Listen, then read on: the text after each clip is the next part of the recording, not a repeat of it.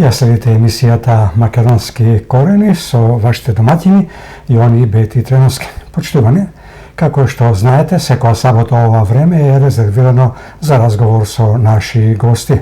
Наш денешен гостин е доктор Самуил Малчевски, универзитетски професор и политички аналитичар.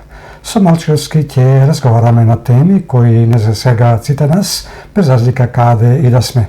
Останете со нас до крајот на емисијава, до крајот на интервјуто, за уште една анализа на сите поважни случувања во Македонија и пошироко во последните неколку дена од оваа недела. Со Малчевски ќе отвориме неколку теми, еве неколку од нив. Законот за правична застапеност, нов закон, нови ветувања, но и нови дилеми. Законот што треба да донесе правда за сите под лупа на јавноста и Венецијанската комисија. Дали правичната застапеност конечно добива европски стандарди или станува збор за политичко ребрендирање на старите поделби? Со нашиот гостин денес ќе зборуваме отворено, јасно и без калкулации. Ќе отвориме и темата интеграција или илузија, додека светот се пристројува, Западен Балкан се уште чека покана. Што значат пораките од Блед и Копенхаген? Дали ЕУ навистина има волја за проширување или Балканот останува вечен кандидат? Вечерва без дипломатски фрази, само суштина. Дали навистина сме приоритет? Вечерва од разговорот со господин Малчевски ќе дознаете што се крие зад европските зборови. Во разговорот со доктор Малчевски ќе наметнеме и други теми и прашања, а еве дел од нив. Што значи фразното приближување? Со доктор Малчевски ќе ја отвориме и темата за скандалот со прислушувањето, последна шанса за правдата.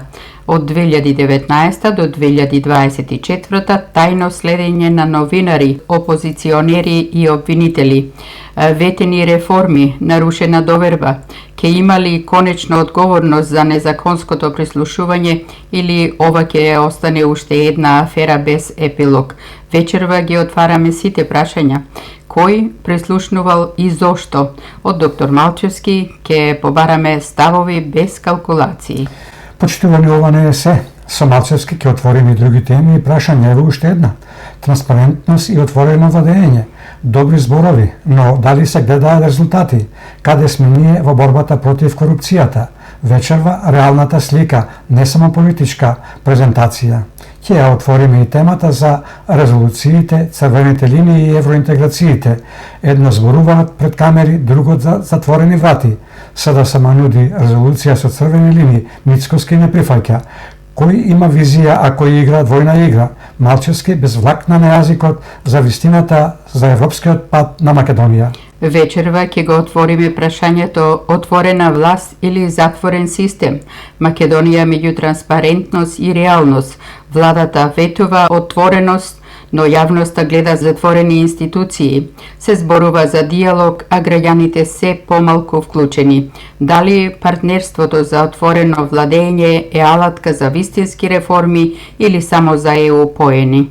Со господинот Малчевски ќе ја допреме и темата за локалните избори 2025, рекорден број независни иницијативи, дали граѓаните конечно се охрабрија да влезат во политичка арена, дали партиите ја губат моќта, а новите гласови стануваат се погласни.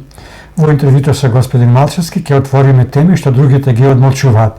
Закон за застареност, правда или нова нееднаквост, скандал со прислушување, случај или систем, ЕУ интеграција, вистински напредок или политичка магла. Вечерва со Малчевски без калкулации, без пардон, само реалност.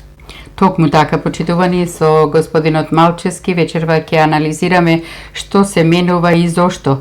Подгответе се за директен судир со вистината. Останете со нас за да ги слушните сите детали директно од доктор Самуил Малчевски.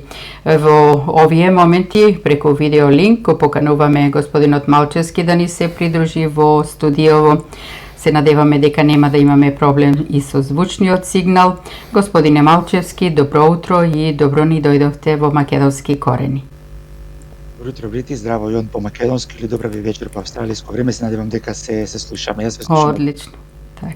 Добро јутро од мене, господине Малчевски, ви благодариме што сте повторно заедно со нас и со сите наши гледачи и слушатели. Навистина ми причинува чест и големо задоволство. Се надеваме дека и денес, како и многу пати во минатото, ќе го задржиме вниманието на сите нив и доколку има прашања од гледачите и слушателите, а не се опфатени од наша страна, ќе ви бидат ставени на екранот и прочитани и доколку сметате дека на нив треба да одговорите, тоа можете да го направите.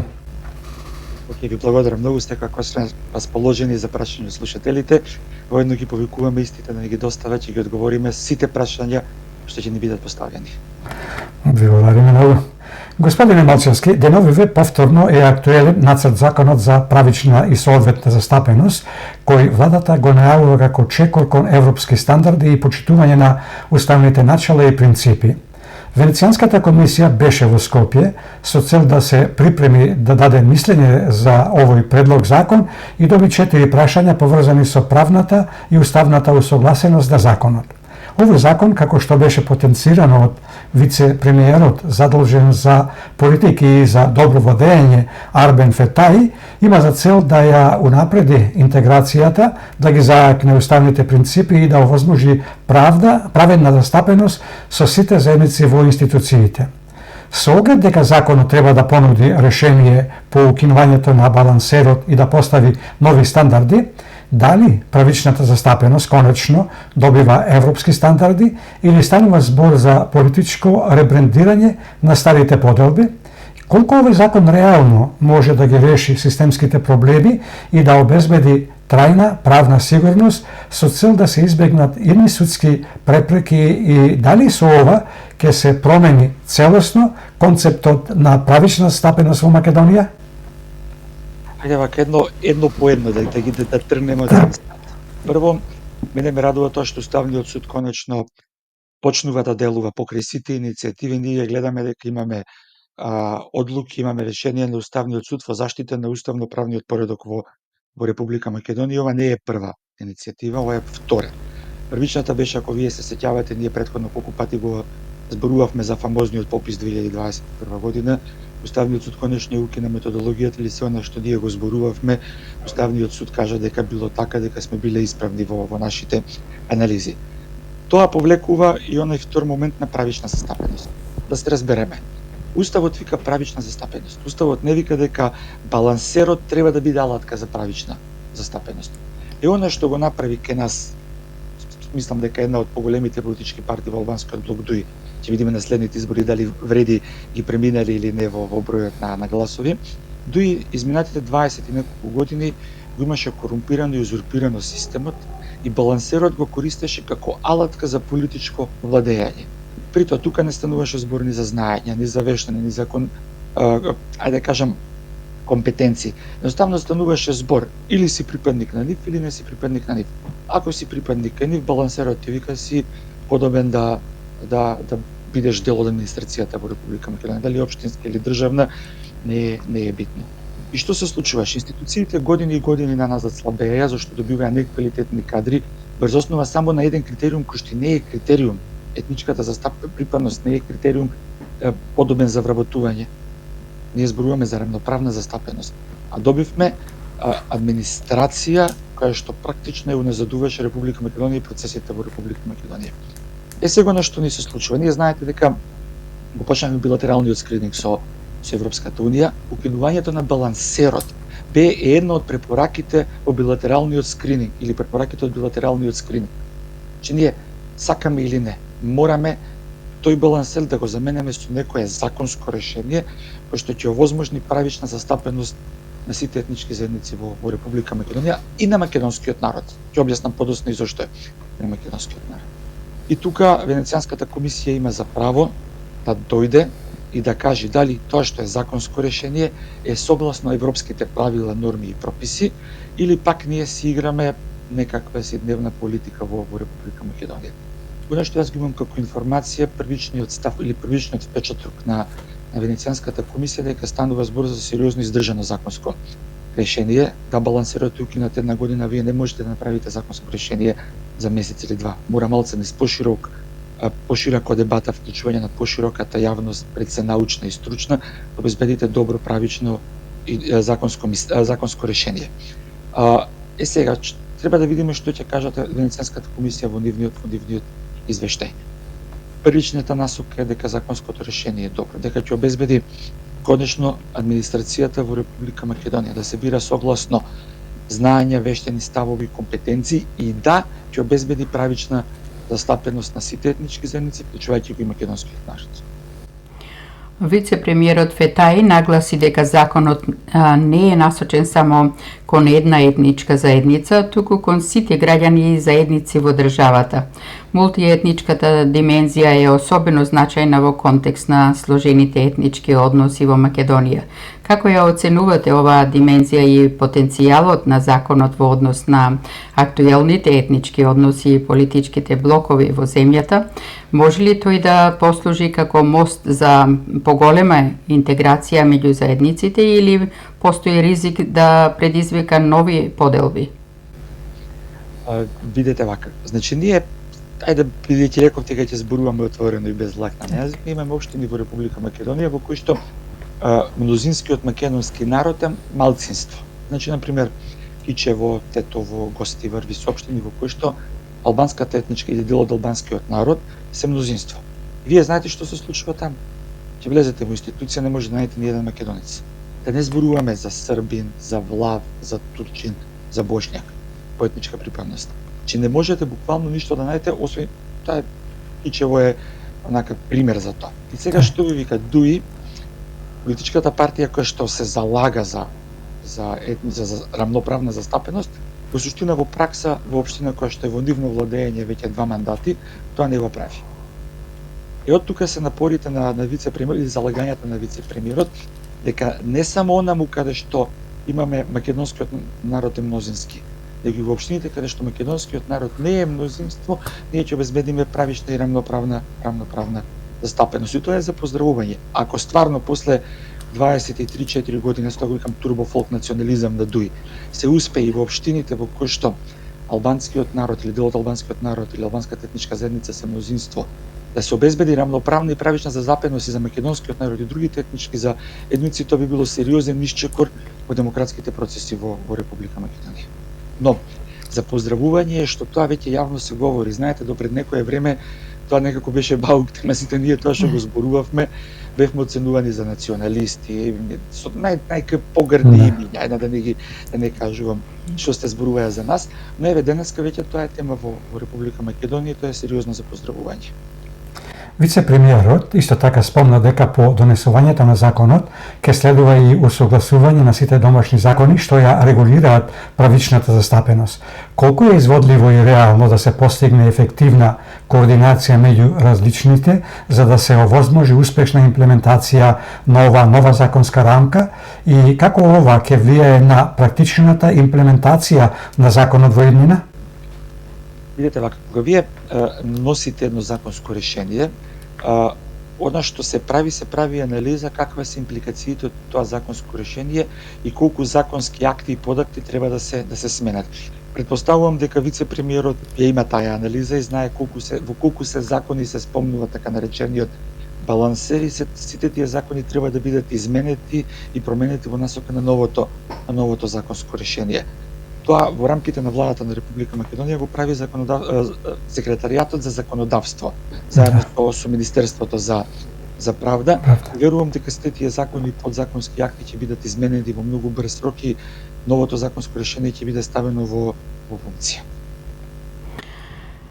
Господине Малчевски, на Бледскиот стратешки форум кој годинава се одржа по 20 пат, централна тема беше нестабилност и брзорастечки светски поредок. Форумот испрати порака за итен диалог за иднината на меѓународните односи, а шефот на македонската дипломатија Тимчо Муцунски предупреди дека процесот на проширување на ЕУ не смее да стане заложник на билатерални прашања и идентитетски спорови. Во каков контекст треба да се разберат овие повици за итен диалог за иднината на меѓународните односи, како и изјавата на Муцунски, особено од перспектива на мали земји како Македонија, дали станува збор за повик за соработка или за предупредување за можни идни геополитички турбуленции? Ајде малце да се вратиме назад. Ќе ве вратам во 1947 година, која тогаш не сум бил роден. Токму во Блед има еден историски договор кој што е потпишан помеѓу тогаш победникот од Втора светска војна Југославија и поразениот фашистичка Бугарија. Со тој Бледски договор практично се она што денеска нашиот источен сосед го спори, тогаш го признале и го потпишале. И многу е добро што Муцунски од такви историски места испраќа вакви јасни и гласни пораки дека идентитетските прашања не треба да бидат составен дел од проширувањето во Европската унија. И стварно тоа е проблем кој што е во рамките на самата унија. Они дозволија прашања кои што се идентитетски надвор од копенхашките критериуми да бидат наметнати на маса и да станат дел од процесот на преговори. Паралелно со тоа следеше попустливоста на претходната влада и се она што тие го правеа. Тоа е клучно и битно да знаеме. Вие зборувавте за геополитички турбуленции, јас тука мислам дека Македонија е прилично стабилна. Зошто ние сме земја членка на НАТО и гледаме дека изминатава година и нешто сериозни активности во таа насока се случуваат во Република Македонија. Второ, ние имаме два стратешки договори. Првиот е стратешкиот договор со Соединетите американски држави, вториот е стратешкиот договор со Велика Британија. Тоа нас ни обезбедува геостратешката политика или стабилност на геостратешки план. Имаме добра местоположба Централен Балкан, коридорите 8 и 10 поминуваат низ Македонија, гасоводите поминуваат низ Македонија, ќе се гради железница која што ќе треба да ја поврзе преку пристаништето во Солун, да ја поврзе Македонија со остатокот од Европа. Мислам дека геостратешки за сега Македонија е добро позиционирана, добро се носи. Тука сакам да кажам една работа која што многу пати претходно сме ја кажали, сме ја зборувале. Ние немаме друга иднина освен Европската унија.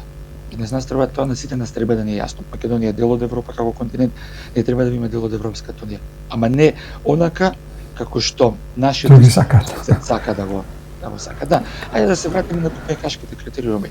Имаме билатерален скрининг, имаме што треба да направиме во насока на хармонизација на законодавство, исполнување на услови во следниот период. Ајде да го направиме тој да станеме членка на Европската унија.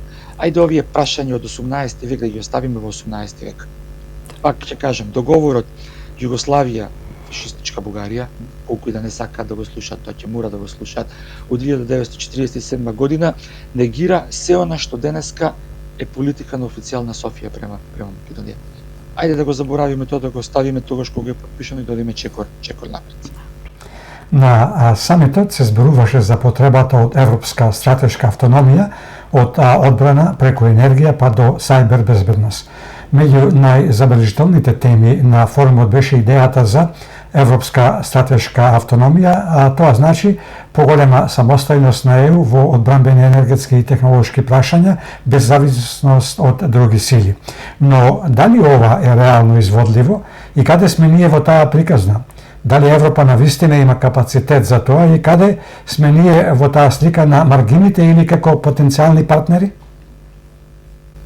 Видите, самиот концепт за Европска унија почнува како Европска економска заедница. И идејата на Европската унија како унија е економска автономија помеѓу земјите членки на Европската унија. Мене ми е жал што овие прашања ги поставуваат многу доцна. Да, Европа нема свој одбранбен систем, Европа нема свој енергетски систем или независен енергетски систем, а сајбер безбедност е прашање кој што последниве неколку години се наметнува во самото во ајде да кажам прашање кој што е стратешки интерес. Дали Европа има капацитет за тоа? Па не сум нешто посебно оптимист, гледајќи како они не можат да се договорат меѓу себе за многу поситни прашања, за многу, ајде да кажам, помалку битни, нема небитно прашање, помалку битни прашања, па не верувам дека и во некој скор временски рок они ќе успеат да се договорат и за нивакви големи стратешки прашања, иако на тлото на Европа во овој момент има војна, не смееме да ги заборавиме случувањата во во Украина, сепак Европа се покажува или Европската унија се покажува како многу инертна целиот овај период. Што тоа би значело во догледна иднина? Многу е непредвидливо да се каже или да се прогнозира, но во секој случај овие прашања требаше да бидат поставени неколку години пред нас. Сега, каде е Македонија во сето ова? Прво, јас ви кажа, во делот на одбрана ние сме земја членка на НАТО. Во последнава година дена македонската армија сериозно се модернизира и сериозно тежни да ги исполни оние стандарди на НАТО што треба. И претходно требаше да ги исполниме, но претходните спиеја некако им беше убаво тој зимски сон во кој што се наоѓаја. Во однос на енергијата гледаме дека веќе се инвестира и се градат сериозни енергетски капацитети, пред се во обновливите извори, што ќе стабилизира Македонија на енергетски план во следните неколку години. Се размислува и за она базна енергија, оние познати хидроцентрали Чебрен, Галиште, што многу пати досега се спомнати, но веќе се погласно се зборува дека ќе се почнат да се реализираат тие капитални проекти. Во однос на сајбер безбедност, прв пат оваа година добивме стратегија за сајбер безбедност. Прв пат во историјата на постоење на Република Македонија сериозно се инвестира во инфраструктура за таа сајбер безбедност. Тука мислам дека се уште сме, ајде да кажам, послаби. Да не искам погрешен збор, него немаме сериозни human resources или човечки капацитети што треба тоа да го работат. Верувам дека владата ќе донесе стратегија во следните 6 месеци до година дена што ќе прави аспект на човечки ресурси кои што треба да ја одржуваат таа сајбер безбедност, но се тоа се теми кои што се моментално актуелни во Република Македонија и се работи на истите. Она што го направи самитот посебен годинава беше присуството на млади политички мислители, дипломати и професионалци од целиот свет. Се водеа директни диалози меѓу новата и старата генерација на лидери. Тоа отвора важно прашање какво лидерство е потребно на Европа, а и на Балканот во еден толку турбулентен свет. Каква порака испрати Блед за иднината на политиката и лидерството во Европа и дали и како таа се одразува кај нас? Видете, кога станува збор за едно такво прашање, вие мора да знаете дека сите ние треба да знаеме дека тоа е комбинација од енергија и искуство. Енергијата е кај младите луѓе, искуството е кај повозрасните луѓе. Добро е што конечно челниците во рамките на Европската унија се одважија и се свртеа помеѓу помладите, ајде да кажам, политичари кои што треба да носат една нова енергија. Ова политичка гарнитура која што ја влада Европа видовме до каде ја донесе Европската унија. Ајде да видиме што можат младите политичари. На аспект на Република Македонија и нас до сега цело време е некаков спој помеѓу помлади и повозрасни политичари, со тоа што повозрасните политичари можеме да ги видиме како дел од оние стратешки советодавни тимови во рамките на кабинетите на министрите, на претседателот на владата и нова. Помладите политичари можеме да ги видиме на истакнати политички функции и мислам дека кај нас кохезија многу добро за сега функционира и родува со реформи. Ако видите Македонија каде беше пред година и нешто каде е сега, значи гледате дека таа стратегија родува со плод.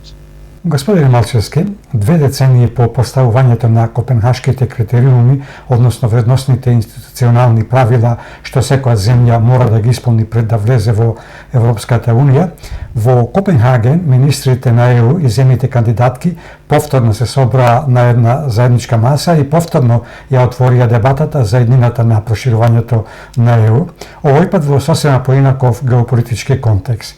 Додека Украина и Молдавија напредуваат со забрзано темпо, земјите од Западен Балкан остануваат во неизвестност, додека некои држави како Украина и Молдавија добиваат поддршка со невидена брзина, рековме дека земјите од Западен Балкан се чувствуваат како патници во чекална без термин.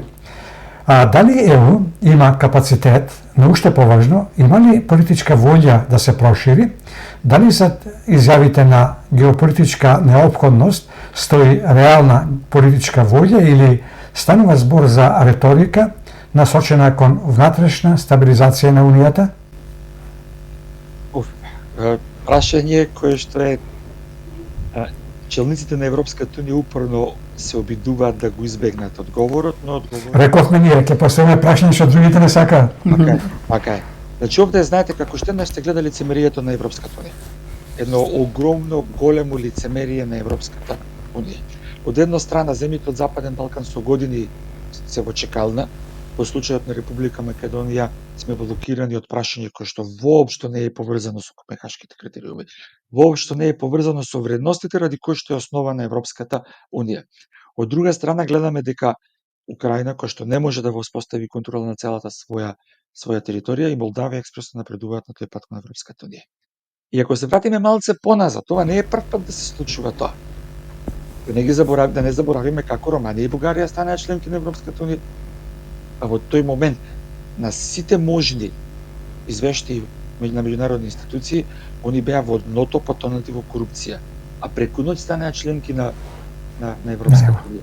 Без некој да праша за копенхашките критериуми, без некој да праша воопшто дали тие се спремни да биде дел од Европската унија. Исто до сега се случува со Украина и со Молдавија, иако пак ќе кажам, Украина не може да воспостави уставен поредок на целата своја територија и контрола, но сепак напредува кон Европската унија. Тука се гледа неискрениот однос на самата унија, пред се према нас, земите членки од Западен Балкан, или во конкретниот случај према Република Македонија.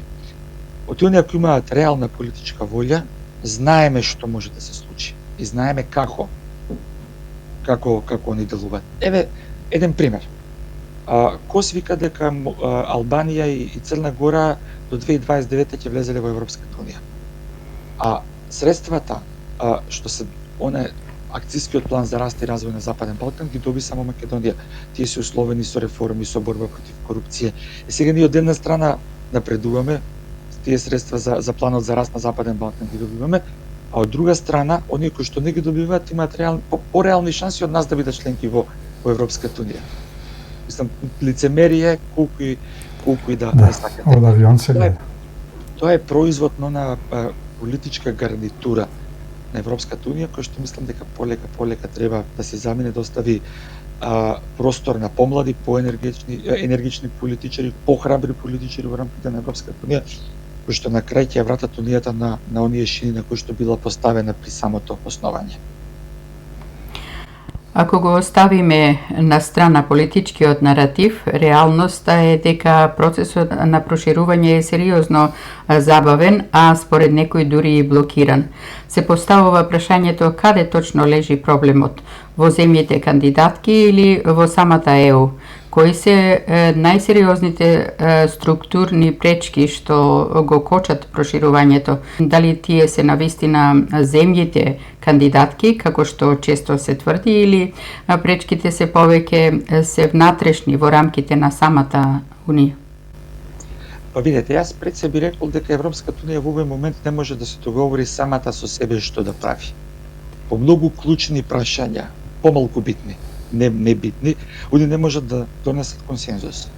Вие не знам колку знаете, но имаше неколку билатерални средби Франција и Германија кои што пропаднаа, кои што беа во насока да се договорат двете клучни земји, моторот на Европската унија практично, Франција и Германија, каде ќе ја води Европската унија.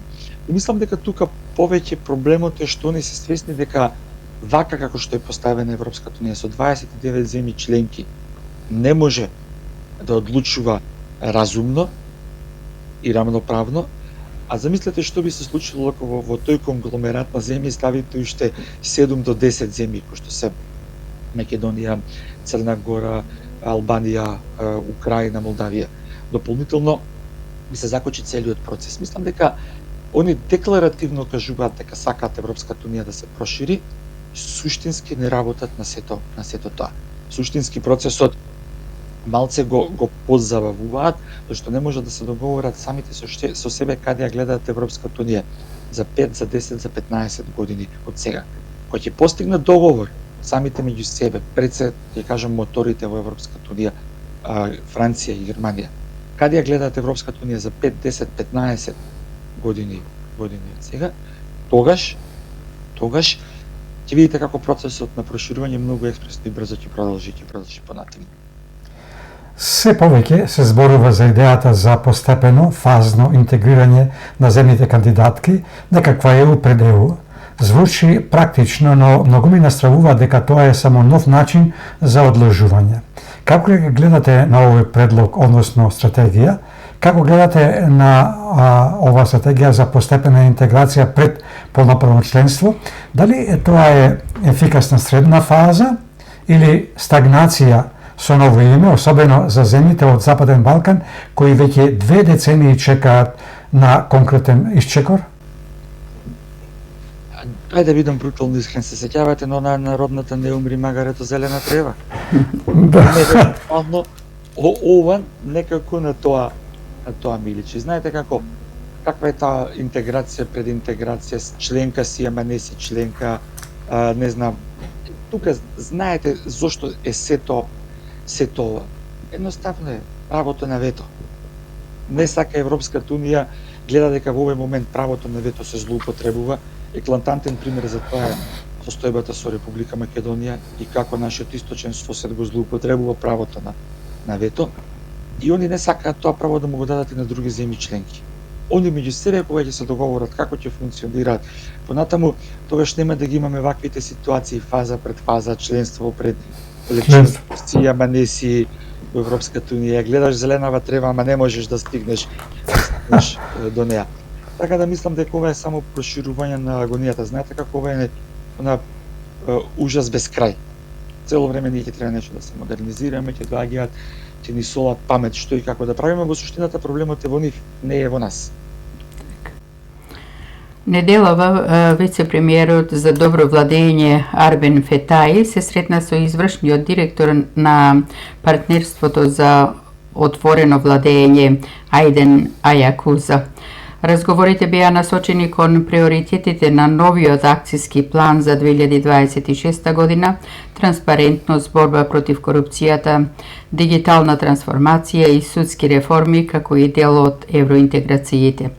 Господине Малчевски, владата во последниот период често ја истакнува транспарентноста и отвореното правосудство како клучни елементи во процесот на ЕУ интеграциите.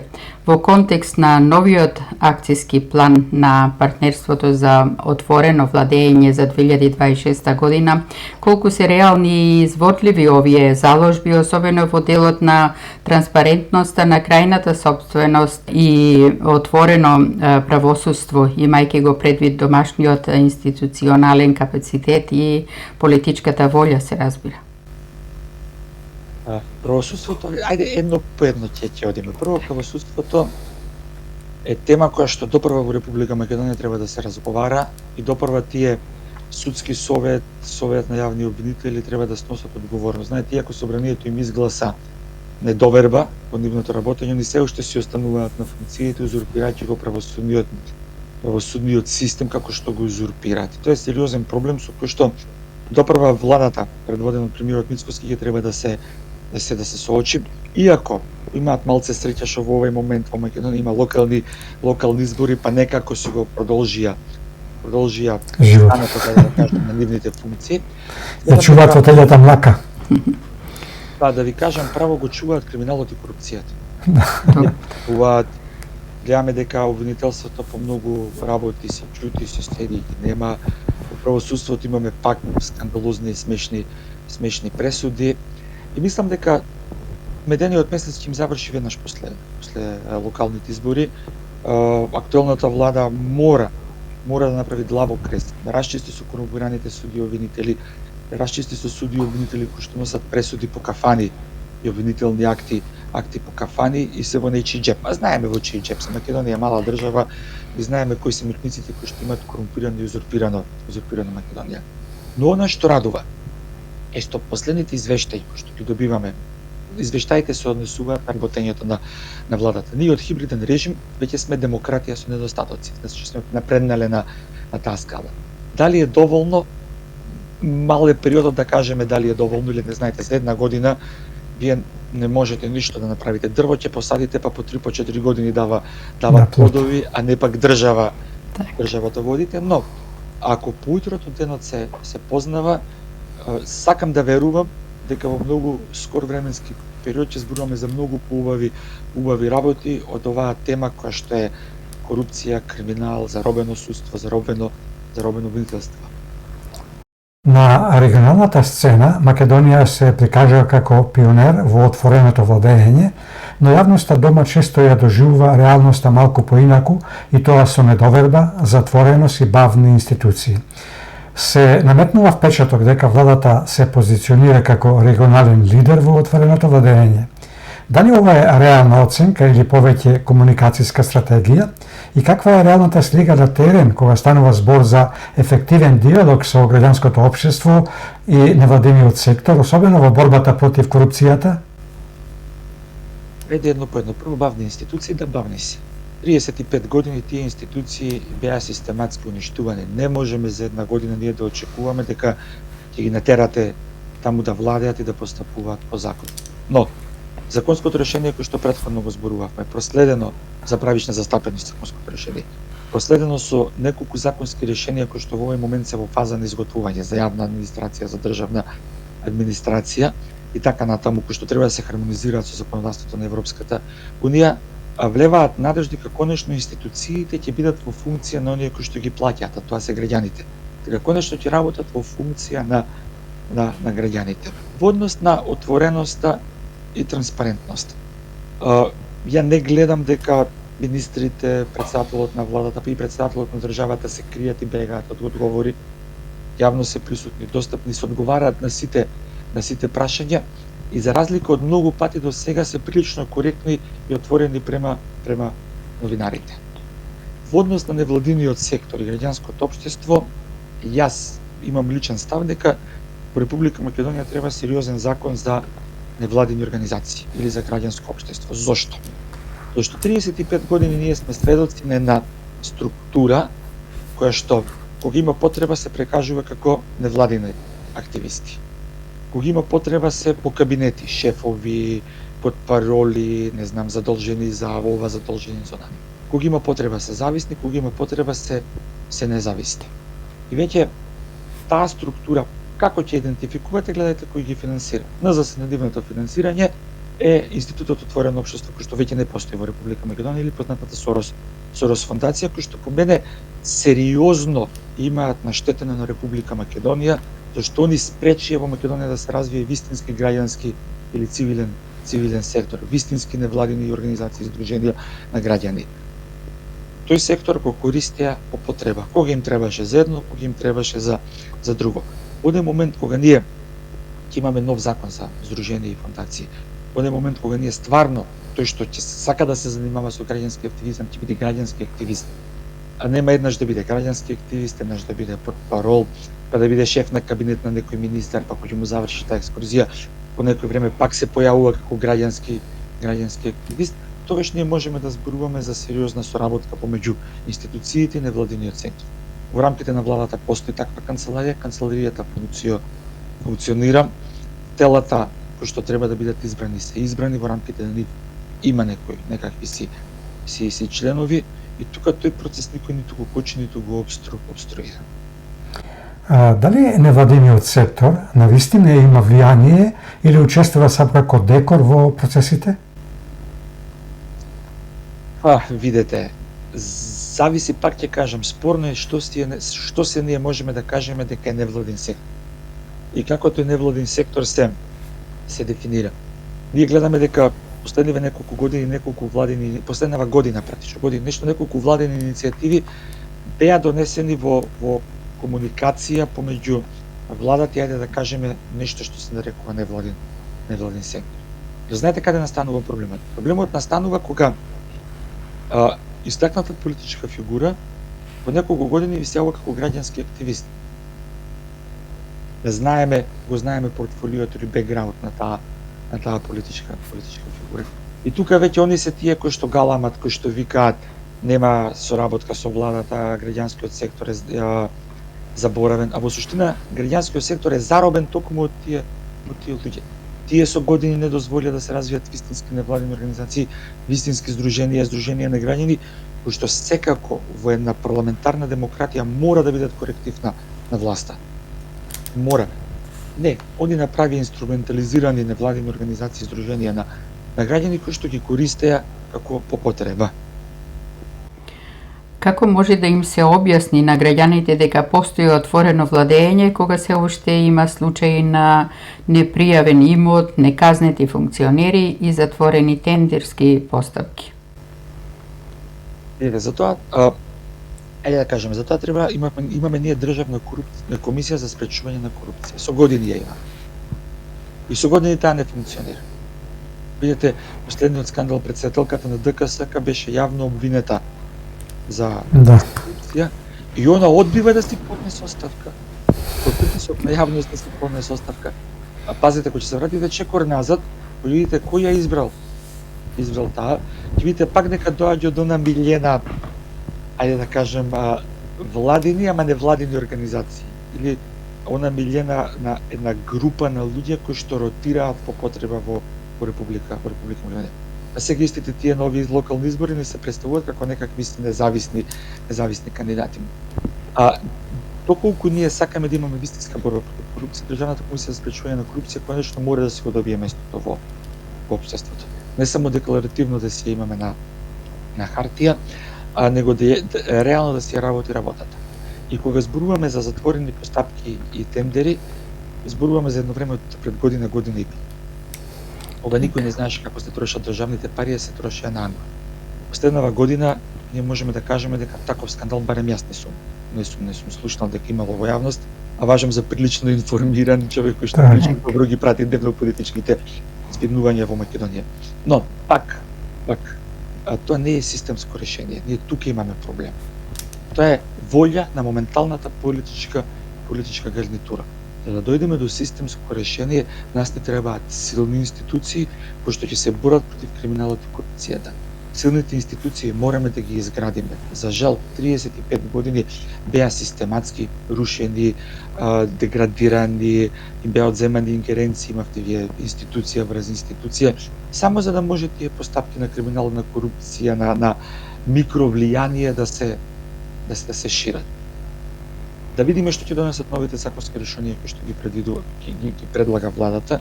Тие се во согласност со она што беше препорака на билатералниот скрининг и верувам дека со добра волја и со имплементација на истите конечно ќе прекинеме да дискутираме за овие теми, ќе зборуваме за многу убави работи. Една од клучните најави е поставување месечни средби со граѓанскиот сектор и јавни консултации. Овие механизми представуваат чекор напред, но колку се доволни за обезбедување долгорочна институционална транспарентност, особено во период на дигитална трансформација? Што ќе значи ова за секојдневието на граѓаните и нивната вклученост во креирањето политики? Ете вака, и досега имаше една алатка која што овозможуваше дури јас и вие како обични граѓани, без членови на некакви здруженија, невладини и така натаму, да влијаеме во носењето на одлуки. Тоа се вика ЕНР системот, кој што е систем на владата, кој што има за цел директно да ја помогне на владата во подобрување или во носење на некакви законски решенија. Сите законски решенија мора да бидат прикачени на тој систем и вие секој од нас може да даде забелешки по однос на некој дел од тоа законско решение, Проблемот е што досега никој не ги слушаше. Тоа беше само законска, ајде да кажам, обврска која што најчесто се ставете во законот, ќе дадат, нема да дадат забелешки, на крај ќе се донесеме тоа што сакаме да си донесеме. Во секој случај, мислам дека тие консултации може само да донесат добро на целиот систем. Но ако се консултации врз основа на факти и аргументи, ако е дебатата заснована на принципи, ако ги правиме тие месечни консултации колку да се собереме, да испиеме кафе, да се кажеме колку се сакаме, секако дека нема да бидат добро дојдени или нема ништо добро да донесат. Во секој случај, што веќе се дискутира на тие теми е во насока на демократизација или на отворање на институциите на владата према граѓаните и тоа е добро што се случува. Претходно ние каде ви текнували, ајде ве вратам 5-6 години назад. Текнували исто дебатиравме кога се носеа фамозните уставни измени се. Се сеќавате дека им ги баравме амандманите да ги достават на вид на јавност? Колку пати имавме дебати, разговори, повици, дајте ни ги амандманите да видиме што менувате. Ви текнува што ни викаат тогаш, дека ние не сме биле компетентни. Тие неколку будалетинки таму што направија непоправлива штета на Република Македонија беа компетентни, а сите ние кои што ги баравме бевме оцрнети. Сега е малку поинаку. Сега можеме се да видиме. Јавно е, транспарентно е. Дали се прифаќа или не, ја мислам дека она што има сериозно добра аргументација е прифатено. Она што е да се каже колку се да се каже, и ја кога би бил во позиција да одлучувам, и ја не би го прифатил. Господин Малчевски, во времето на СДСМ и ДУИ важеше она змија нозе никогаш не кажува, ама сепак се движи. Тоа е тоа и ви текнува како бевме отврнети и со што се етикети не ни лепеа. А што баравме? Баравме само одговори на тоа што го правија, ништо повеќе. Да. Ама очигледно правеа многу зулуми, нема одговори за зулумите кои што ги правеа. Една од најконтроверзните теми што ја потресува јавноста е скандалот со нелегалното прислушување.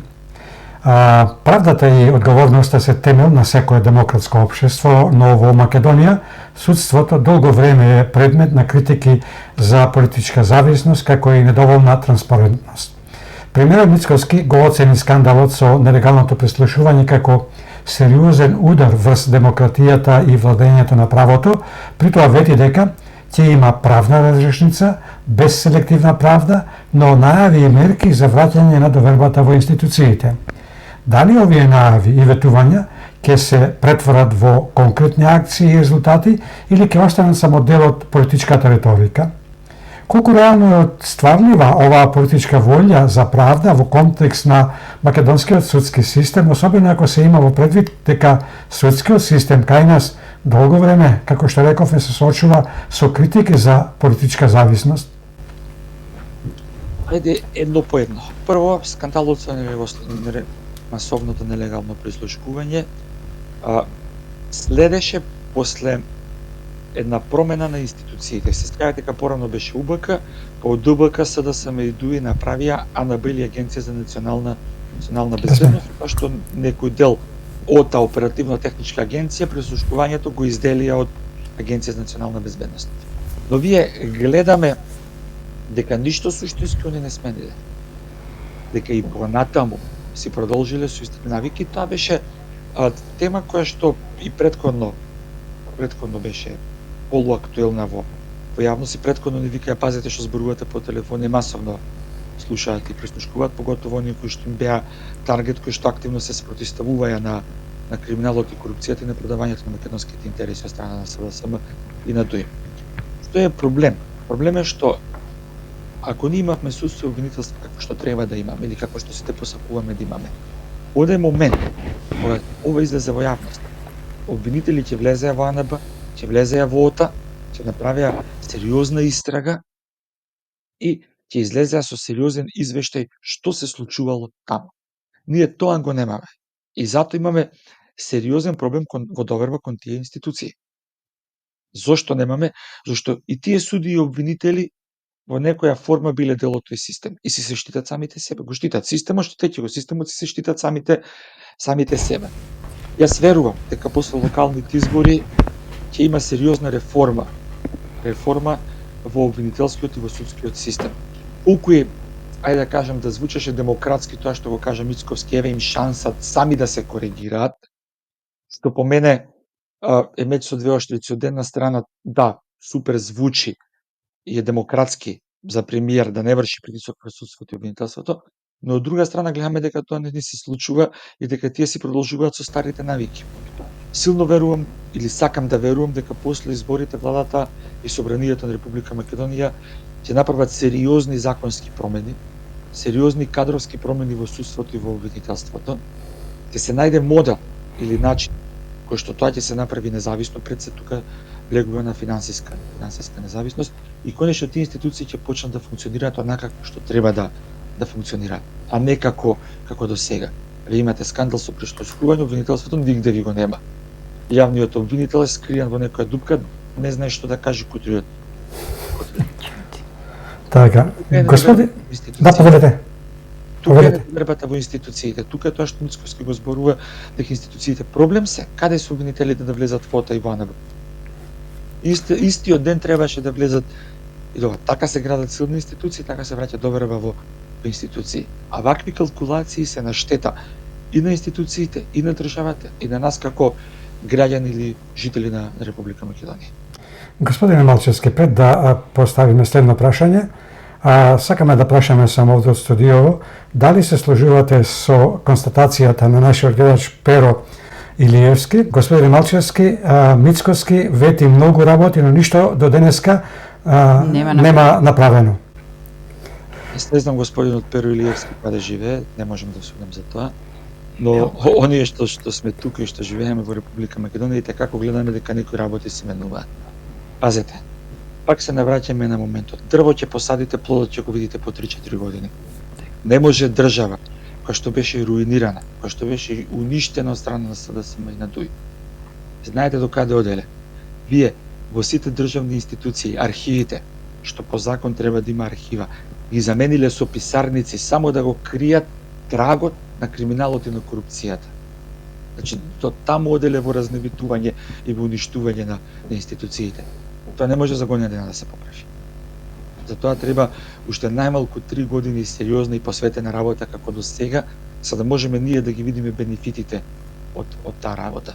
Но, многу работи кои што беа ветени, полека гледаме дека се реализираат. И не знам, почнувајќи од експресниот пат Градско Дреново. Ете, кој уште не функционира, возиме по него. Порано 2016 почна да го прават. Како владата на ВМРО ДПМН за 10 месеци го стави патот во функција, претходно со години не можеше да се направи. Автопатот Кичево Охрид. Тоа е нешто што е само онака визуелно, што можеме да го видиме. Еве делница по делница се пушта истиот. И многу други работи, но пак ќе кажам, една година е премногу мал временски период за ние да можеме да ги почувствуваме бенефитите. Да, ќе треба уште година, 2-3 сериозна и посветена работа за ние конечно да можеме да видиме дека Македонија полека се движи напред. Имали еве две работи. Поголема сатисфакција од тоа што Македонија е единствената земја од Западен Балкан што ги доби средствата од планот за раст. А тие се условени со борба против корупција. Значи имало резултати чим тие средства, само ние сме ги добили од сите земји членки во Западен Балкан. Имали подобра сатисфакција од тоа што веќе не сме хибриден режим. Да, сме демократија со недостатоци. Да, треба сериозно да се работи за да се поправи меѓународниот имидж на Република Македонија. Многу пати претходно зборувавме дека нема да е лесно, нема да е едноставно, ќе е тешко. Последици треба многу време да се справиме со последиците од предавствата на СДСМ и на ДУИ. Но еве, полека работите се откочуваат и тргнуваат во позитивна насока. Во политиката нема брзи резултати.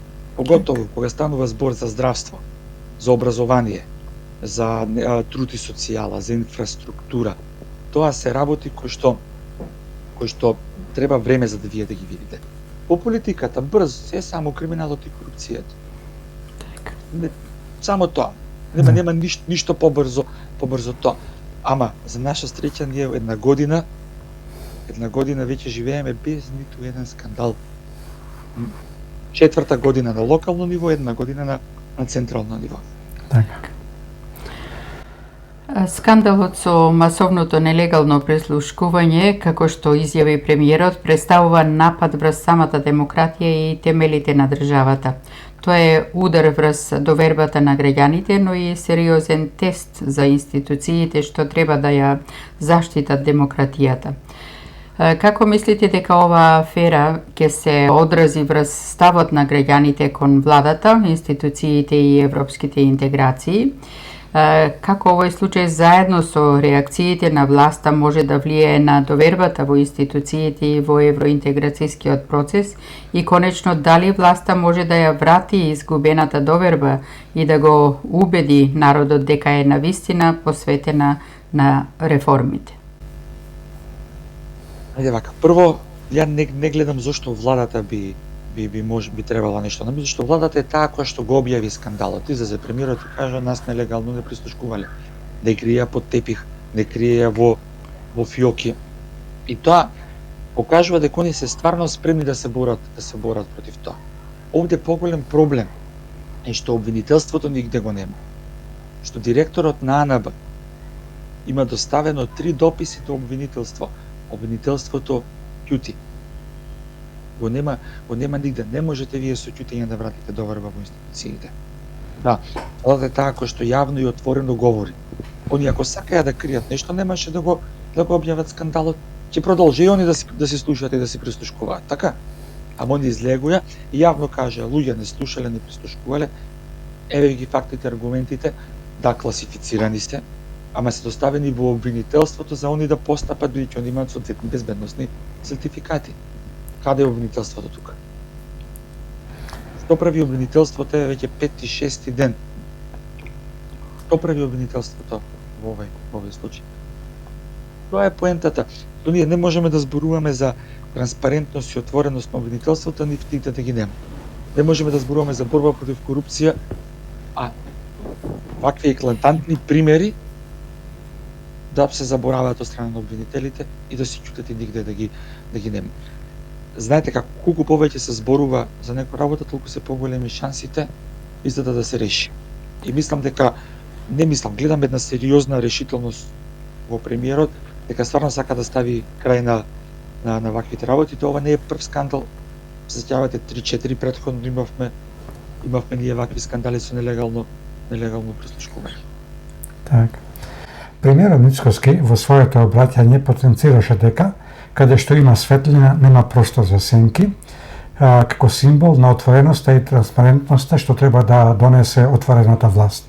Господин Малчевски, колку оваа визија за отворено владење може да стане реалност со оглед на досегашните предизвици и отпор во системот, особено во услови кога системот често покажува отпор кон промени и кога јавните информации се уште делумно се затворени?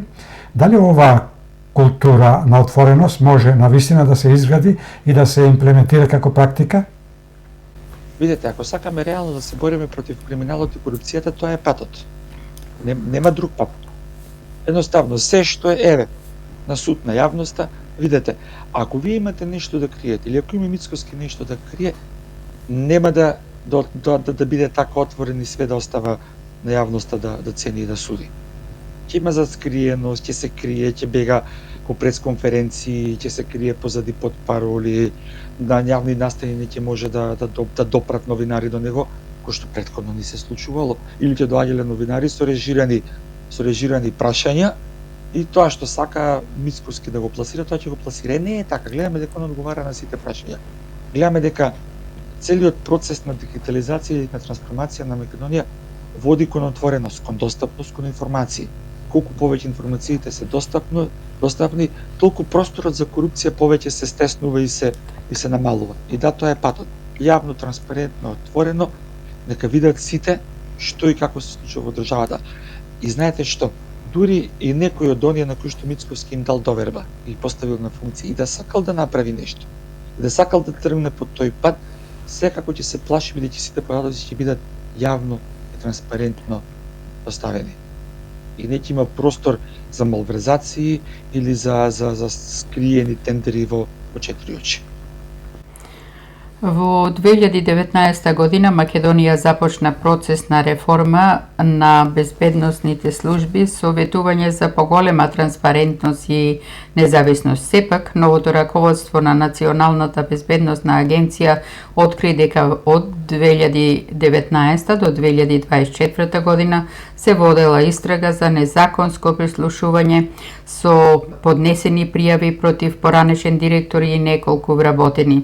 Според агенцијата биле таргетирани новинари, медиуми и опозицијски политичари, меѓу кои и Христијан Мицкоски.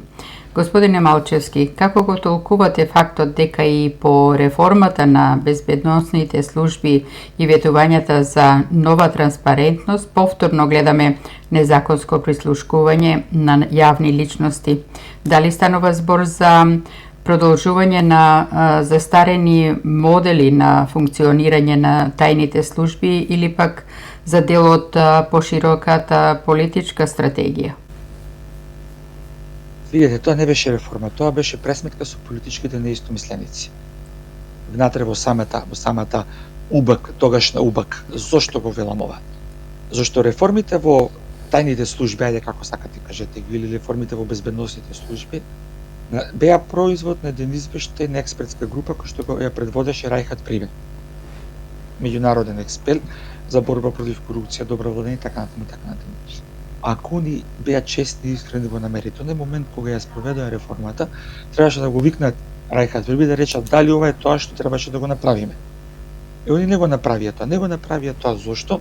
Зошто они тој извештај и тој тогаш наратив во Македонија го искористија за во рамките на самата УБК се пресметаат со оние луѓе кои што не им беа по кејфи померка. И тоа не беше реформа, тоа беше политички реваншизам. Истото се случи во Агенцијата за национална безбедност, истото се случи и во военото разузнавање во рамките на Министерството за одбрана. Они буквално под превезот на реформа спроведоа чистење на политичките неистомисленици во рамките на самите институции и денеска гледаме зошто го направиле сето тоа. Тоа го направиле за да можат да се ги продолжат старите практики. Не можете вие да очекувате дека реформи ќе направат луѓето кои што тие безбедносни служби ги донеле на тоа ниво на кое што ги донеле. Не. Они може само да направат ваква политичка чистка и да продолжат да се функционираат како што биле навикнати до сега да функционираат. Што е доброто во овој момент, што актуелните раководства на сите тие институции се луѓе кои што не биле дел од тој корумпиран систем. Па може јавно и без длакна на јазик да зборува што се случувало внатре во рамките на тие институции. Не должат никому, не се обврзани на верност према никому и можат се она што се правело да го презентираат на јавноста и тоа е, ајде да кажам, пак ќе питам малце по-прецизен во нешто. Тоа е единствениот пат ако ние сакаме да ги реформираме тие институции и да не зборуваме повторно за тоа незаконско прислушкување. Дали може да се каже дека таквите реформи биле само козметички или пак биле саботирани одвнатре од истите структури што и претходно ги контролирале службите? Да, апсолутно. Значи тука ние не можеме да имаме двојба. Нема поделени мислење тука нема ништо друго да кажеме освен дека под превезот на реформи тие луѓе спроведаа политичка чистка за да можат да се ги утврдат позициите, да се ги зацврстат позициите и понатаму да продолжат да го прават тоа што биле навикнати да го прават, нелегално да прислушкуваат. И сето тоа, знаете како, кога вие во јавноста ќе бомбардирате реформи, може и народот ќе ви поверува. Но вистината секогаш излегува на виделина. Еве е вистината, они ништо не направиле, освен што сурово не следели, не прислушкувале сите кои што не сме мислеле како нив. Дали може би самата структура на АНБ без ефективен надзор остава простор за вакви злоупотреби? Надзорот треба да го врши собраниска комисија за увид во безбедносни служби, која што во претходниот состав на собранието кој беше узурпирано од СДСМ и ДУИ не функционираше. И сега гледаме зошто не функционираше. Не функционираше за да може они да си дивеат и да си прават што сакат да си прават. Но јас силно верувам дека овој скандал ќе донесе, ајде да кажеме, и реформа или зголемена законска надлежност на таа комисија врз тие институции. Само на тој начин, без со контрола, ние можеме да бидеме сигурни дека они нема да го злоупотребат законот. Ако пак се остави вака без контрола да се тера, пак оставаме на политичка волја. Во овој момент политичката волја е да не се прави тоа. Ама тоа не е системско решение. По 5, по 10, по 15 години ќе дојде друга политичка гарнитура, која што може ќе сака да го прави пак истото што било правено претходно. Сега борбата е како да го спречиме тоа. Со системско решение и со законско решение кој што на долг рок ќе обезбеди транспарентност на таа институција во рамките на законот. Сепак таму има и класифицирани информации кои што не треба да бидат достапни до сите. Прислушувањето не е насочено само кон поединци, туку и кон клучни столбови на демократијата, како што се опозицијата, медиумите и правосудството. Во ситуација кога е следен опозицијски лидер, а истовремено и новинар и обвинител, дали зборуваме за обична злоупотреба на ресурси или за координиран обид за ерозија на демократските контролни механизми и што не кажува тоа за вистинските причини и импликации на овие практики? Видете, кога некој ќе посегне по вакви недемократски методи, тоа е страв. Ништо друго. Прво, не веруваат во себе, не веруваат во она што го прават како политики за владење и се плашат буквално од се. И побегнуваат кон она народната страва од лозичува, па и да видиме што прават сите останати. Но, да го видиме списокот кои се биле таргет на прислушување. Јас верувам дека тука ќе налетаме на многу имиња кои што се спротивставувале на дивењето кој што го правеа да се и во Република Македонија, на распродажбата на националните интереси, на криминалот и на корупцијата. И секако тоа е сериозно подривање на демократијата и на демократските процеси во Република Македонија и треба да се сноси одговорност за сето тоа. Во кој момент ваквите практики преминуваат од политичка алатка во ризик на националната безбедност и уставниот поредок? Видете, тоа е момент кога вие се што ќе прислушкувате без никаква причина. Зошто? Зошто некој си го кажал собственото мислење на социјални медиуми, на радио емисија, на ТВ емисија. Кој е заканата по националната безбедност од собствено мислење на поединец? Никаква. Но заканата по националната безбедност е кога се трошат државни ресурси, како во овој случај, во функција на поединец или на политичка партија. Тоа е заканата по националната безбедност. Злоупотребата на институциите не е закана по националната безбедност, тоа што Самуил, Јон или Бети имале собствено мислење и јавно го кажале тоа. Секој има право на собствено мислење, нели живееме во демократија. Но оној момент кога вие така моćни институции кои што се АНБ, Агенција за разузнавање, ОТА, оперативно-техничката агенција, ќе ги ставите во функција на некој политичар или поединец или политичка структура.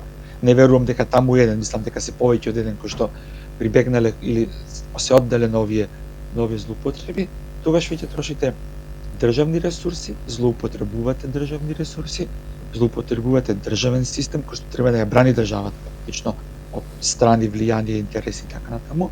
И на тој начин вие сериозно ја нарушувате државната или националната безбедност. Доколку се потврдат сомневањата за незаконско следење, кои би требало да бидат политичките и правните последици? Постои ли доволна институционална волја да се спроведе постапката до крај без оглед на тоа кој ќе биде погоден? Прашањето ќе го поделиме во два дела. Прво, политичка волја гледаме дека има. Самото тоа што владата и директорот на АНБ јавно зборуваат за овој скандал, гледаме дека политичка волја има. Дали ќе има институционална волја, не сум сигурен, зашто гледаме дека обвинителството ќути, го нема, скриене обвинителот, оној кој што во овој момент прв требаше да реагира. Самиот обвинител требаше да појде во АНБ и да рече: добро, јас имам сертификат за национална безбедност, државна тајна, дайте ми ги документите, јас ќе го истражувам предметот и ќе излезам во многу скор рок со анализа, ќе излезам со свое видување дали стварно ова што го тврдите е точно или не е точно. Правните последици, јас верувам дека ќе има сериозни измени во законските решенија и ќе се зголеми надзорот врз овие институции од страна на собранието на Република Македонија. Политички последици, секој кој што бил инволвиран во овај процес треба да биде сериозно обвинет за злоупотреба на службена должност и овластување и да му се забрани политичко делување на одреден временски период согласно позитивните законски прописи во Република Македонија. Кој треба да биде првиот тест за институционална волја? Дали обвинителството, парламентот или меѓународните партнери? Обвинителството. Директорот на АНБ ги има документите доставено во обвинителството и кажа дека не една, 3 дописи има доставено до обвинителство за обвинителство да реагира. Во собранието гледаме дека комисијата која што треба да врши надзор веќе наредната недела има закажано надзор во овие институции, а може само да констатираат дали било или не било злоупотребено. оние кои што треба правно да го разрешат целиот овај скандал, тоа е обвинителството. М. Тие се тие кои што треба да влезат, да ги земат документите и да кажат што се таму е правено, а не да ќутат и да се скријани во некоја дупка, кој што моментално ќутат и се скријани во некоја дупка. Господин Малчевски, И само уште едно нешто, да Да. се надврзам. И сето ова е правено во време кога СДСМ и ДУИ беа на власт. И СДСМ и ДУИ се политичките партии кои што не гласаја за разрешување на јавниот обвинител пред да се распишат локалните избори во собранието. Значи, како да ви кажам, не треба човек многу да знае за да ги поврзи работите, так, да се види каде лежи зајакот, ајде народски так. кажа. Лидерот на СДСМ Венко Филипче предлага заедничка резолуција со црвени линии, додека премиер Мицовски ја одбива како неприфатлива, при тоа оставајќи простор да ја разгледа. Од друга страна, СДСМ го најавува и документот со врските преземени од францускиот предлог. Дали сме сведоци на сериозен обид за градење на националниот консензус или се работи за политичка манипулација и позиционирање пред избори? Имаат ли СДСМ и Филипче кредибилитет да предлагаат резолуции после се она што и го направи на Македонија и македонскиот народ? Знаете како? Малце ќе бидам и вулгарен, без разлика како ќе ме сватат. Ова е исто кој на педофил да му оставите да чува дете. Буквално исто. Каде беа СДСМ да зборуваат за црвени линии, кога ги повикувавме да не го подпишуваат договорот за добрососедство? Каде беа СДСМ? Тогаш Филипче беше министер во таа влада, не беше анонимус донесен сега за лидер на СДСМ. Каде беа СДСМ и Филипче да зборуваат за црвени линии кога ги молевме да не го подпишуваат договорот од Нивици? Каде беа СДСМ и Филипче да зборуваат за црвени линии кога бугарскиот предлог по француско бланда ни го сервираја како, не знам како го викаат тогаш, дипломатско достигнување? Да, на високо дипломатско достигнување. Каде беа тогаш за црвени линии? Каде беа тогаш кога ние сите им викавме немате двотретинско мнозинство, не правете штета по македонските национални интереси, не прифаќајте нешто што не можете да реализирате. И не може да го реализираат. Сега ова, освен тапани, ова е сега пробуваат да си ги исперат гревовите. Не можат да си ги исперат гревовите. Историјата ќе ги памти дека биле на предавничката страна, дека биле спротивно на она што македонскиот народ во тој момент го сакал. Никој од нас не слуша. Ние бевме може малце похрабрите што јавно зборуваја, а македонскиот народ си го кажа своето мислење на сите анкети, случувајќи го и на референдумот кој што не успеа. Тој молк и таа абстиненција од гласање беше толку силна што тогаш требаше да му се лупне на глави да рече чекајте, застанете, дајте да изградиме национален консензус и црвени линии. Ајде паралелно на тоа. Каде беа СДСМ и Венко Филипче да зборуваат за црвени линии, кога тогашната опозиција предводена од Мицковски ВМРО-ДПМН не ги повикуваше? Каде беа? Зошто тогаш ќутеа? Како сега наеднаш толку се просветлија, па зборуваат за црвени линии? Од што се загрижени? Од што тоа не можат, свесни се дека не можат да ни дома да ги убедат да гласаат за нив, па сега хајде ќе правиме некакви си црвени линии, некакви декларации, некакви резолуции. Касно е. Штетата е направена. За штетата да се коригира ќе треба многу сериозен длабоки напор. Ќе треба Муцунски министар за надворешни работи на 10 парапатики да искине трчајќи по своји колеги за да им објасни какви се реалните состојби во Република Македонија и дека сето она што СДСМ тогаш го прифатило не било волја на народот. Него тоа го правеа за да може да останат на власт и да крадат, за ништо друго. Треба Мицковски уште не знам колку пати да прелета по Европа и по светот за да ги убеди своите колеги дека тоа што го правеа Заев и потоа Ковачевски било личен нивен став, дека тоа не било ни државна ни национална стратегија, ниту как волја на македонскиот народ. За тоа треба многу време да помине за ние. Јас многу пати и претходно, ако ви текнува, имам зборувано ова, многу време ќе треба да помине. Но, мене ме радува тоа што конечно свитканата кичма ја заменивме со ставови. Вака многу повеќе ќе не почитуваат. Може на моменти нема да се сложат со нашите ставови. Може на моменти ќе викаат дека сме премногу цврсти во тоа што сакаме да го постигнеме. Ама на долг рок ќе почнат да не перцепираат како сериозни партнери, Ако некој што треба да го викнеш, да му дадеш, да му речеш, оди ова, потпиши го и замини. Ајде, немаш право на мислење, ќути и потпиши таму. Така се однесува Ковачевски и Заев. Сега, од таа промена до оваа промена, треба и меѓународниот фактор да го прифати, да почне да не перцепира веќе како сериозен партнер на нас. На добар пат сме, се надевам дека ќе успееме. Дај Боже. Филипче тврди дека евроинтеграциите се во ќорсокак и дека практично сме во фаза како да сме ги напуштиле преговорите. Ако е така, кој носи најголема одговорност, владата, опозицијата или меѓународниот контекст? Дали е предложениот документ на СДСМ и Филипче реално може да послужи како обединувачки чекор или останува само политички маневар без широка поддршка? Ја би му поверувал на СДСМ кога ќе видам таму лидер кој што не бил инфициран од вирусот на Заев и на Ковачевски, на Димитров, вирусот на предавство. Тешко. За жал Филипче учествуваше во сите тие предавства и не може сега да се амнестира. Не може да рече јас не бев од тука или бев на таван кога овие ја продаваја Македонија националните интереси. Евроинтеграциите се во ќорсокак благодарение на СДСМ. СДСМ прифати обврски кои што знаеа дека не можат да ги исполнат. Обврски кои што се надвор од копенхашките критериуми, надвор од вредностите на Европската унија. СДСМ е политичката гарнитура која што ветуваше се и се што, само за да може да обстане на власт и да краде. И сега, наеднаш што ни обвинуваат за ќорсокак, требаше да бидат малку паметни, малку, не многу. Да седнат и да видат што народот мисли на темите кои што они ке меѓународните партнери вака ги прифаќаја. Так. Седни, размисли, види дека нема шанса да го направи што го направил. Они прифатија да менуваат устав.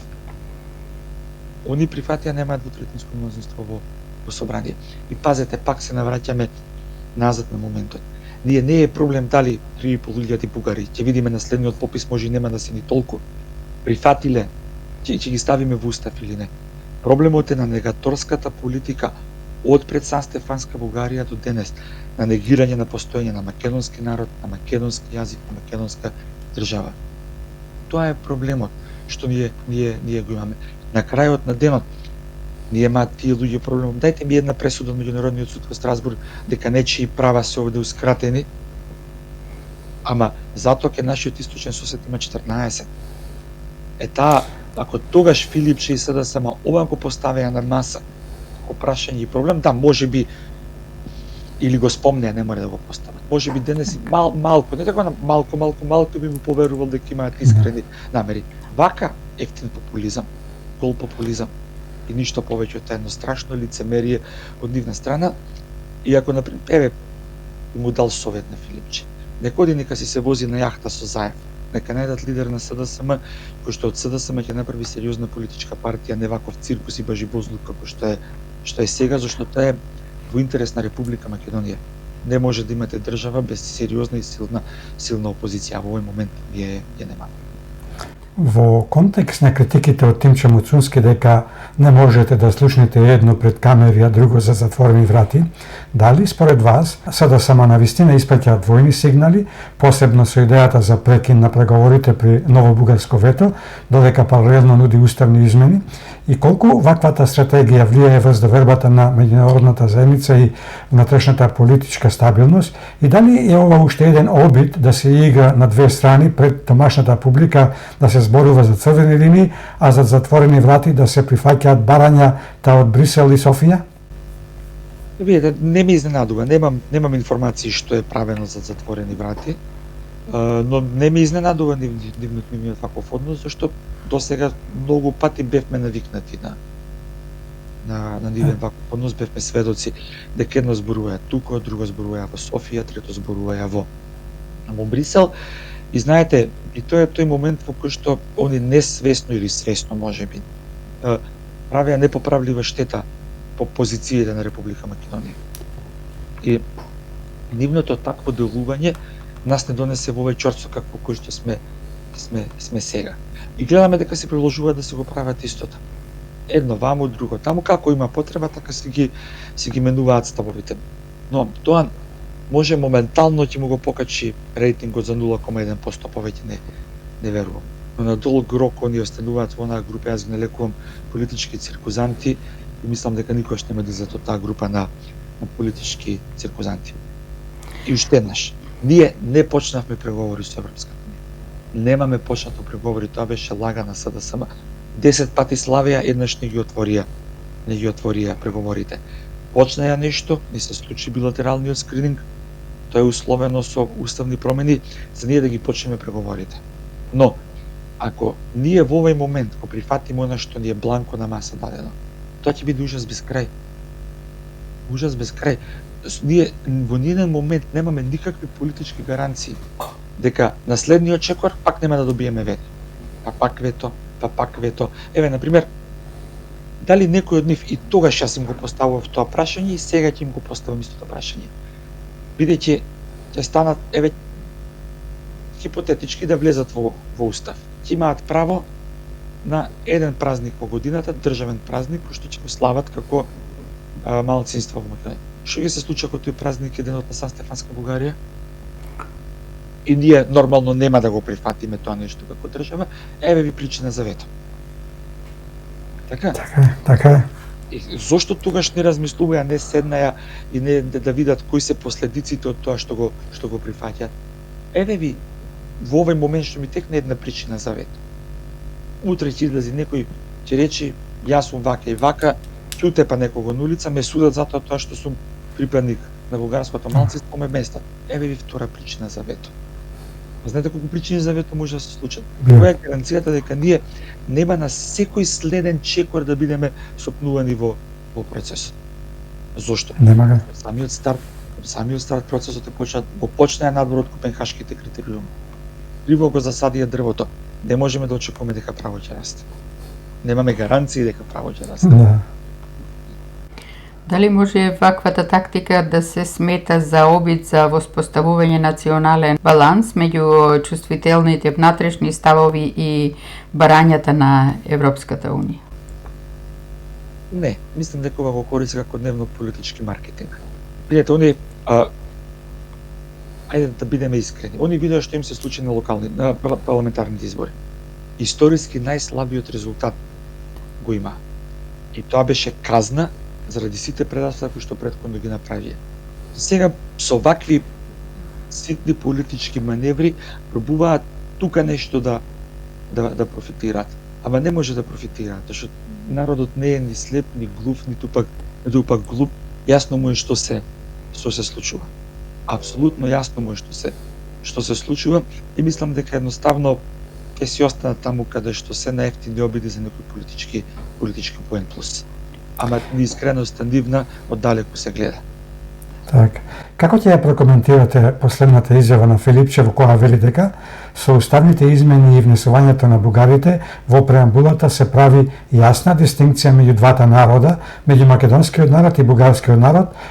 Подрива ли нови подроби ваквата изјава?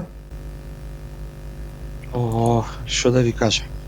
Како, мислам, само тоа ќе му се даде шанса за понатаму да продолжат да оценуваат. Зошто Филипче не зборува дека ние во рамките на Европската унија имаме унитерална изјава со која што македонскиот јазик се вкрестува како бугарски дијалект? Зошто Филипче не го зборува тоа? Како ќе направи тоа јасна дистинкција и поделба? Како кога гледаме дека проблемот расте, не се намалува, и они допрва тоа ќе ги подгрее нивните фашисоидни напливи према македонскиот народ и македонската држава. Нема да го реши никаков проблем. Зошто Филипче не зборува за 14 пресуди од судот во Страсбург за човекови права? Ајде, ако е толку фер и искрен, што се плаши да ги спомне? Гледаме дека Мицковски 50 пати до сега ги спомна, па уште е премиер. Ништо не му фали. Зошто Филипче се плаши да ги спомне истите? Мислам, тоа е таа неискрена, нефер политика која што имаат и ништо ново нема да им донесе. Напротив, мислам дека дополнително ќе ги потоне. И она му каде што веќе се потонати. Во пресред на локалните избори 2025 се забележува зголемен интерес од независни кандидати и листи, дури 69 иницијативи за градоначалници и 68 за советници. Како ја толкувате оваа тенденција? Дали тоа е знак за демократизација и граѓански активизам или пак за слабење на довербата во партиите? Видете вака, тоа што се однесува со листите за советници не е и некоја бројка. На изборите 21 мислам дека имавме преку 130 независни листи. Проблемот е што сега многу луѓе кои што сакаат некако политички да се профилираат, поднесуваат кандидатури заради тоа што Уставен суд ја укина обврската 1% од гласовите да се соберат во форма на потписи за да може да се кандидирате и сега Државната изборна комисија само со 2 потписи дозволи кандидатура. А 2 потписи, дома вие да се потпишете и вашиот сопруг потпише, веќе сте кандидат. Да видиме кои се тоа луѓе ќе се профилираат и каква кампања ќе водат за да можеме да кажеме дали биле сериозни во нивните намери или ова си го гледаат како екскурзија. Досадно ми е по дома, па ајде ќе се кандидираме да видиме што можеме да направиме. Се уште процесот трае, не е уште затворен. Ајде да видиме до крај што ќе донесе тоа. Но кои се причините и последиците? Причините ќе ги видиме во процесот на кампања. Кога ќе почне кампањата, самите кандидати ќе мора да се ги откријат причините зашто се кандидирале за советници, за градоначалници. Последиците ќе ги видиме после локалните избори. Не мислам дека ќе има некои сериозни последици, мислам дека пак распределбата на гласови ќе биде во големите политички чинители. Овој момент ВМРО ДПМН по сите анкети очекува дека ќе освои голема победа. СДСМ и Левица ќе го делат доброто второ место. Второ место и во македонскиот политички блок јасно е што ќе се случува.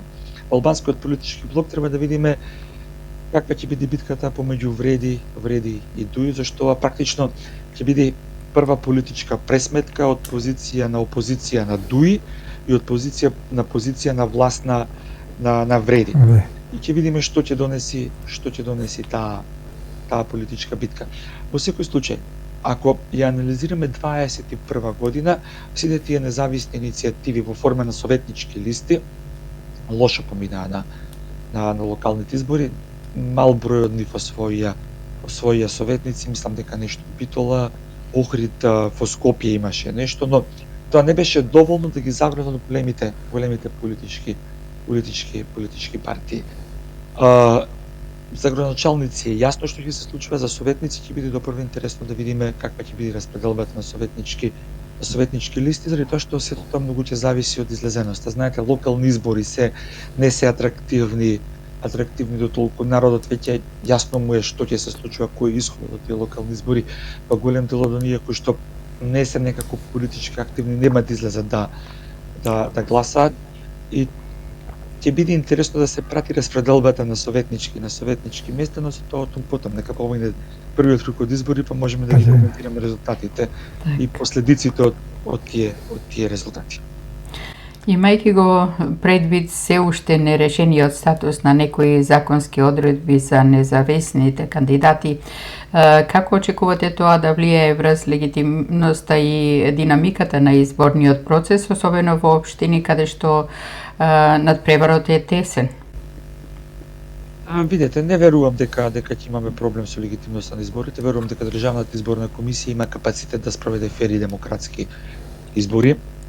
Дополнително на тоа, пак ќе се навратам на извештај во кој што не сме веќе хибриден режим на демократија со недостатоци. Тоа е сериозен доказ дека институциите почнуваат да функционираат во насока на она за што треба да функционираат, на потребите на граѓаните. Не верувам дека би бил доведен под прашање легитимитетот на избори, ако не верувам дека оние што ќе изгубат имаат право да се лудат, па и ќе го спорат истиот, но мислам дека ќе имаме фер и демократски избори и дека секој од нас непречено ќе си го оствари своето право на глас на изборите.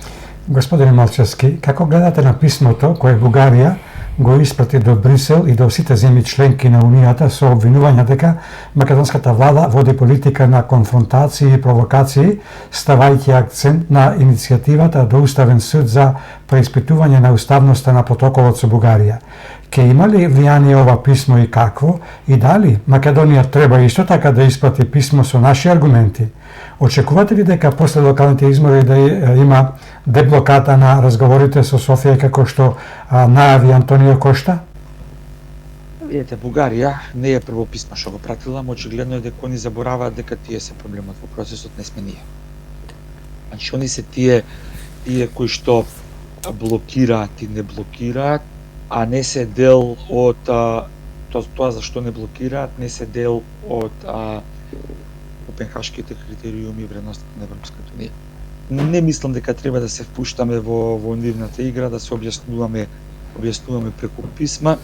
Напротив, мене посимпатично би она што го прави Муцунски или неговата сегде присутност, ајде така да го кажеме тоа што он е секаде присутен, дете многу е поубаво кога вие ќе остварите личен контакт со челниците на Европската унија и лично ќе поразговарате со нив за буделиите и за фашисоидните напливи на нашиот источен сосед, а не тоа да го правите преку писма. Дали ќе има деблокада од страна да преговорите после локалните избори? Не сум сигурен. Не сум сигурен заради тоа што гледаме дека волкот се менува кожата, ама не се ги менува на. Нека ги повлечат декларациите во нивниот парламент, нека испочитуваат барем една пресуда од Меѓународниот суд за човекови права, па после може да зборуваме дека нешто се променило ке нашиот источен сосед. До тогаш верувам дека се затворени во нивниот турбо фолк фашизам и ништо повеќе од сето тоа. Господин Росен Николов, провокаторот на оваа емисија, секоја емисија, вели дека лажете ветото, тоа е ветото кратци на историја. Знаете како. Не, да е жив и здрав и Господ нека му даде здравје, памет не верувам дека има. Како го протолкувате ставот на председателот на Европскиот совет Антонио Кошта дека треба да се исполнат преземените обврски за да може да се напредува во пристапните преговори за членство во Европската унија, а од друга страна дека е разумно на Македонија да и се дадат гаранции дека нема да се поставуваат нови барања. Видете, ние во овој момент факт е дека немаме никакви гаранции. Факт е дека немаме. Значи факт е дека тоа што го направија СДСМ и ДУИ беше директно на штета на македонските национални интереси, тебе ги последиците кои што ги трпиме сега и ќе ги трпиме. Тоа што го зборува Кошта, знаете како многу пати до сега многу зборува, ама ништо не исполни. Почнувајќи од 93-та кога го сменивме името, па знамето, па до последната промена, ви текно дека идеја пред тогашниот референдум сите се редеа во Скопје на сликање и на бацување, но во суштина ништо не се па така е. Мислам, тоа е за жал реалноста. Ви текно како беше тогаш формулирано прашањето на референдумот за членство во НАТО и Европската унија. Еве го смени името, видовме Европска унија. Еве и пак да го смениме уставот. Мисли дека ќе видиме Европска унија? Не сум убеден. Иако пак ќе напоменам, ние немаме друга алтернатива освен членство во Европската унија, ама не вака како што сакаат. Дека повлече Бугарија унитралната изјава дека нашиот јазик е нивен дијалект. Ајде, ако толку сакаат да ги откочат преговорите, дајте нека ја повлече изјавата. Дајте нека три декларации имаат во нивниот парламент. Дајте една нека повлечат, нека покажат дека имаат волја, дека ги напуштиле нивните фашисоидни политики. А тогаш ние да кажеме, окей, еве и ние ќе имаме волја во процес. Ама се додека вака еднострано се поставени работите, не верувам дека ќе имаме некаков напредок во процесот. Премиерот Мицкоски најави дека веднаш после локалните избори ќе направи реконструкција на владата. Во колкави размери очекувате да биде најавената реконструкција? Дали тоа ќе биде сеопфатна или само некаква замена на некои членови од владата што ќе преминат во локалната власт? И ако реконструкцијата е посеопфатна, на кои министри им се ниша фотелјата според вас? Видете вака, прво, премиерот Мицковски е инженер по професија. Верувам дека и да направи реконструкција би ја направил строго прецизно и верувам дека сериозно ги мери перформансите на секој еден министер и знае кој го исполнил она што е владина агенда и програма со поголем интензитет, со среден или со помал интензитет и верувам дека ќе направи добра проценка пред и не гледам ништо лошо во тоа. Значи ја не знам зашто секогаш кога си имало реконструкција во Македонија некој гледа лошо на тој процес. Едноставно интензитетот бара големиот интензитет бара вложување и напор.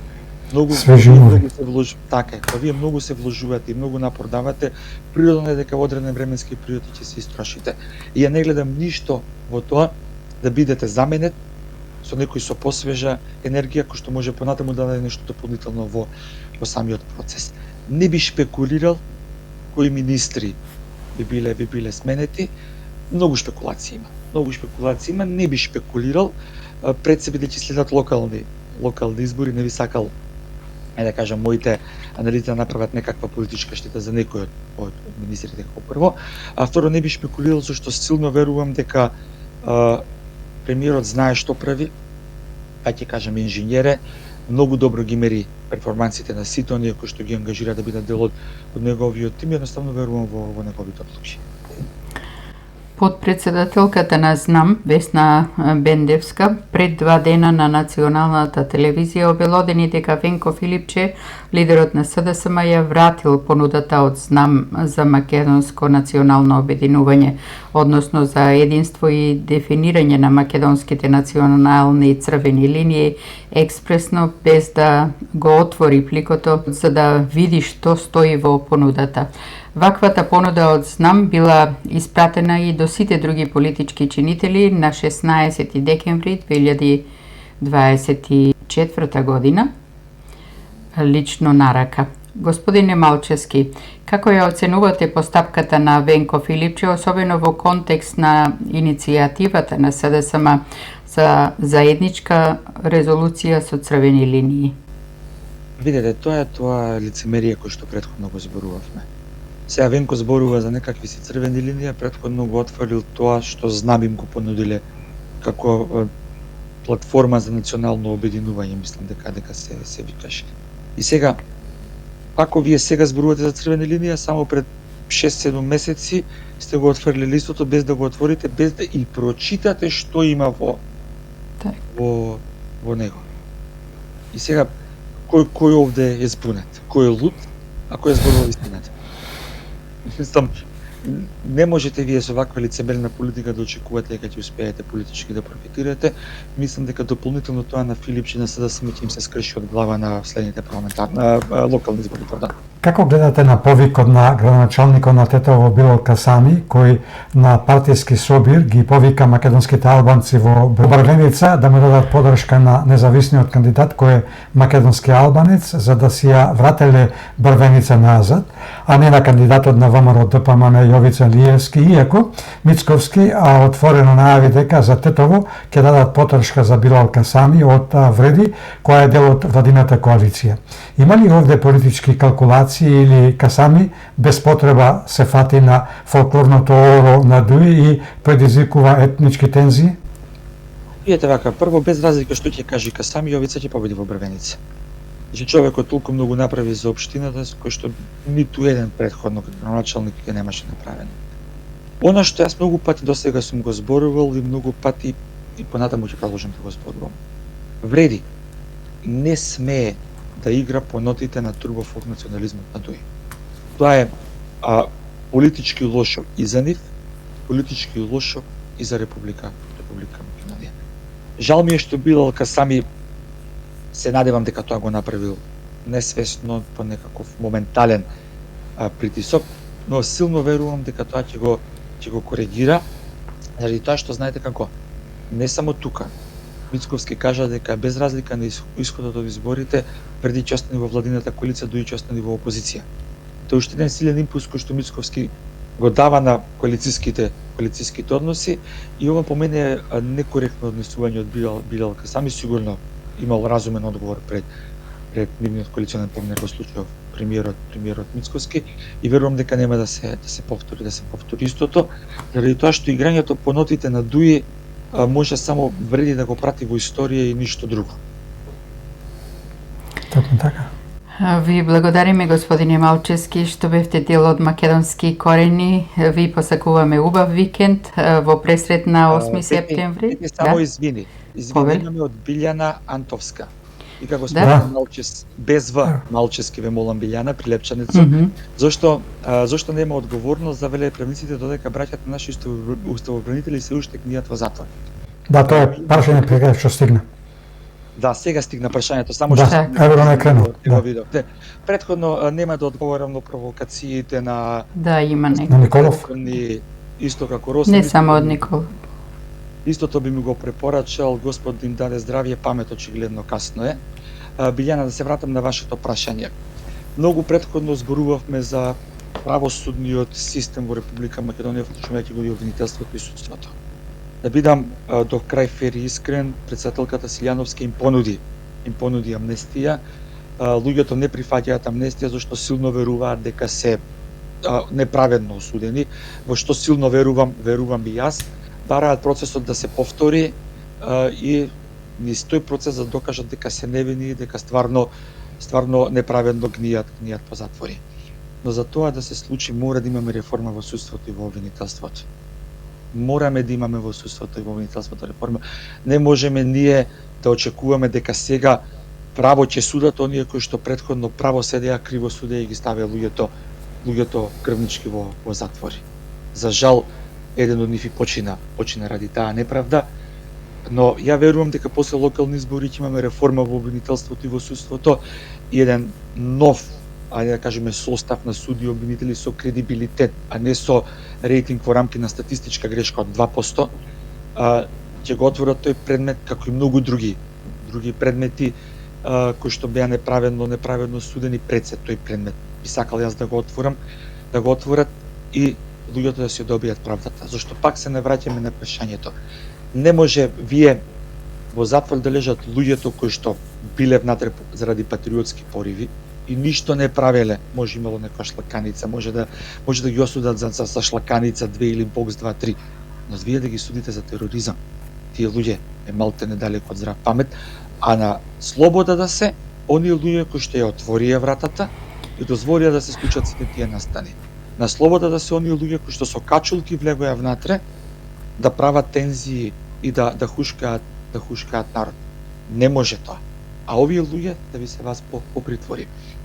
Сакам да верувам и до крај ќе го поставам тоа прашање на реформи во судството и обвинителство, што само со реформирано судство и обвинителство можат тие луѓе да дојдат до правда. Не може да ги сега, знаете како, да ги судат оние луѓе кои што ги осудија како терористи, сега очекуваме дека ајде ќе го поништат тој процес и право ќе судат. Не може да судат тие луѓе право. Тие луѓе треба да сносат одговорност зашто носеа одлуки под политички диктат. Диктатот беше даван, се знаеме од кого. Има име и презиме, тој е Зоран Заев. Так. Во пресрет на 8 септември честит денот на независноста на мила Македонија. Да ни е вечна секако, да ви посакаме пријатно и до слушање и до скоро гледање овде на Македонски корени. И благодарам на поканата за гостување, секогаш ми е чест и задоволство да гостувам кај нас. На сите македонци го честитам денот на независност 8 септември и се надевам дека ајде во некој следно интервју ќе зборуваме за побави теми. Од ваше уста во Божји уши, остануваме во контакт и се гледаме овде повторно. Што поскоро. Фала ви многу, поздрав, убава вечер, се гледаме до скоро видување. Пријатно. Убав ден, секој е добро.